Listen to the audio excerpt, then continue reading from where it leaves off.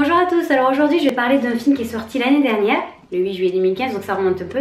Il s'agit de Insidious 3, réalisé par, je ne saurais pas le prononcer, Late Whannell. Je sais pas. Enfin bref, c'est pas le même réalisateur que Insidious 1 et 2, c'est un autre réalisateur.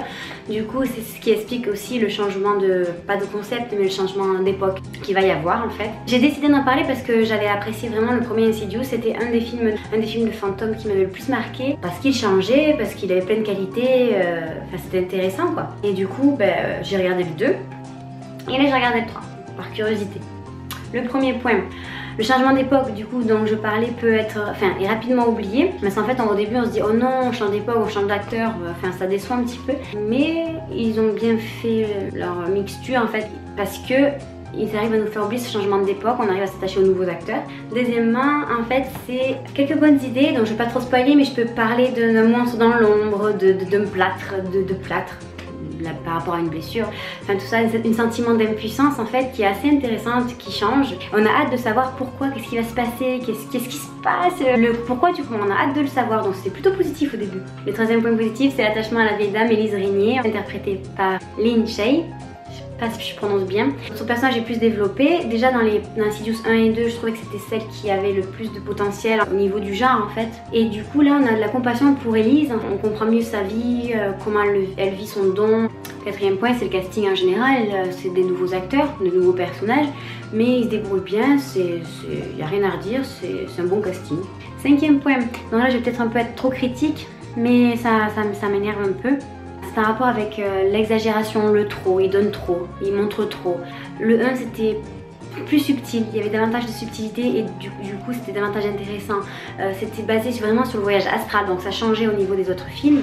Le voyage astral, donc il y avait une logique, une certaine logique, on découvrait le démon progressivement, on savait pourquoi il faisait ça, on savait pourquoi les autres fantômes étaient attirés par le petit garçon du 1, enfin il y avait quelque chose de logique, d'intelligent. Là en fait c'est du trop, les monstres dégoulinent, il y en a de partout, enfin... franchement pour moi c'était pas un Insidious, c'était un film, notre film sur les fantômes, mais pas une suite vraiment, pas digne de ce titre là en fait. L'intrigue était moins efficace et moins logique à mon sens, ça m'a déçu. Mais bon c'était quand même mieux que le 2 on peut dire. Voilà, pour moi ici il y avait peu de sens à part l'histoire de la vieille dame où là c'est concret, là c'est plutôt de l'outrance, on est moins immergé, on a moins peur. C'est dommage pour un film comme ça. Ce n'est plus une ambiance fantomatique, c'est plutôt une ambiance, je sais même pas. Ça m'a pas convaincu, vous avez compris. Donc finalement, cette suite, elle dépasse pas le 1.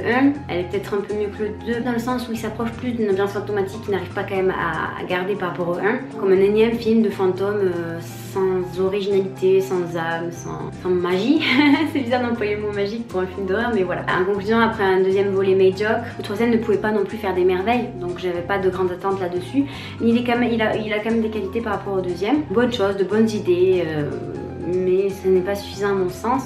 Donc le film se laisse voir mais sans plus, c'est sympa mais sans plus. Donc voilà, c'est pas une petite déception parce que en éteignant la lumière je n'avais pas spécialement peur, même en regardant le film, il y a un petit raté. Je vous dis vraiment, si une fille comme moi qui a peur de tout, elle n'a pas eu vraiment peur, n'a pas fait de cauchemar et tout, c'est qu'il y a un truc qui a manqué, c'est triste.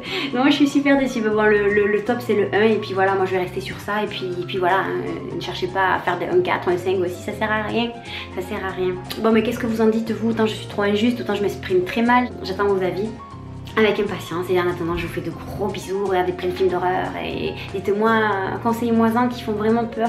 J'aime pas le glauque et le gore mais parce que le sang c'est pas trop mon dada on va dire, mais j'aime les films qui font peur, les films de fantômes qui font vraiment peur en fait. Donc si vous en avez à me conseiller, je suis preneuse, un film surprenant, voilà. En attendant, je vous fais de gros bisous. Moi sinon, j'en ai pas à vous conseiller de... J'avais Insidious mais c'est trop tard, je vous l'ai déjà dit. Non, j'en ai pas vraiment à vous conseiller pour l'instant. Allez, bisous. Mouah.